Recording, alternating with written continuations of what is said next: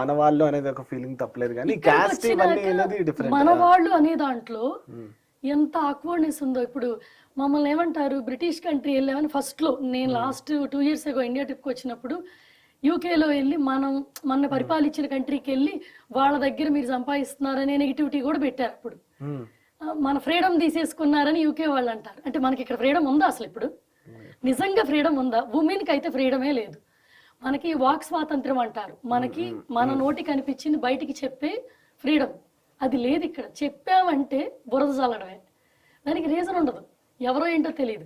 ఆ బురద చల్లడానికి ఫస్ట్ వాడుకునే వెపన్ ఏంటంటే క్యాస్ట్.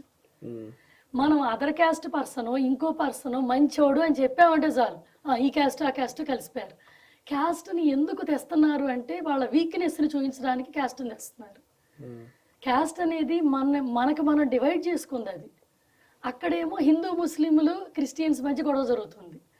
ఇప్పుడు మాకు యూకేలో ఏదన్నా పెద్ద major problem, country related problem వచ్చింది అనుకోండి, మేమే అవుట్ సైడర్స్, మీరు అవుట్ సైడర్స్, మీరు వెళ్ళిపోండి అంటారు. మాకు పాస్పోర్ట్ మారనివ్వండి, మా పిల్లలు అక్కడ పుట్టనివ్వండి, బట్ మాకు సేఫ్టీ ఉండదు, ఎందుకంటే మేము అవుట్ సైడర్స్ కాబట్టి. ఇప్పుడు కల్చరల్ వాళ్ళు ఎలా ఉంటుందంటే అండి, వాళ్ళు అక్కడ ఉన్న అన్ఎడ్యుకేటెడ్ పీపుల్, ప్రతి కంట్రీలో అన్ఎడ్యుకేటెడ్ పీపుల్ ఉంటారు. అందరూ ఏంటంటే సొసైటీలో మన ఇండియాలోనే ఇల్లిటరేట్స్ ఎక్కువ ఉన్నారని చూపిస్తారు, బట్ రియల్ గా యూకేలో కూడా ఉంటారు. వాళ్ళు ఎంగేజ్ నుంచే వాళ్ళు చదువుకోరు. వాళ్ళకి ఏంటంటే హార్డ్ జాబులు, ప్లంబింగ్ వర్కులు, సో వెల్డింగ్ వర్కులు అటువంటి ఇష్టం ఉంటుంది, చదవడం ఇష్టం ఉండదు. అట్లా ఉన్న మాస్ బ్యాక్గ్రౌండ్ నుంచి వచ్చిన పీపుల్ వాళ్ళు ఏంటంటే అదర్ కంట్రీ ఎడ్యుకేటెడ్ పీపుల్ బయట కంట్రీ నుంచి వచ్చి డాక్టర్లుగా, ఐటీ ఎంప్లాయీస్ గా, బిజినెస్లు అన్ని చేస్తున్నారు. సో వాటన్నిటిలో ఉన్నప్పుడు అది చూసే జలస్ ఉంటది కదా, ఆ జలస్ వాళ్ళని చేంజ్ చేసేసి కోపం క్రియేట్ చేస్తుంది. ఆ కోపానికి ఏంటంటే ఎవరో ఒకళ్ళు కాస్త నూనె పోస్తారు మంట వెలిగించడానికి. అట్లా అట్లా గ్రూప్స్, గ్యాంగులు ఫామ్ అయిపోయి మొన్న 1 month లో చాలా పెద్ద కల్చరల్ వార్ జరిగింది.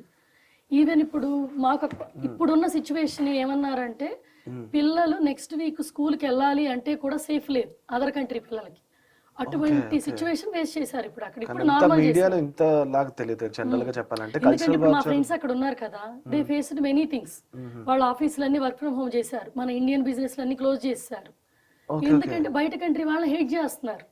మొన్న ఇప్పుడు జరిగింది, ఇప్పుడు ఆగింది. అది ఆగడానికి గవర్నమెంట్ కంట్రోల్ పెట్టింది. ఎందుకంటే బై గవర్నమెంట్ కంట్రీ ప్రైమ్ మినిస్టరే వచ్చి అన్ని కల్చర్స్ ని మనం యాక్సెప్ట్ చేయాలి అనే గైడెన్స్ ఇవ్వడం. రెండోది ఏంటంటే చదువుకున్న వాళ్ళలో అటువంటిది లేదు. ఎడ్యుకేటెడ్ పీపుల్ అందరూ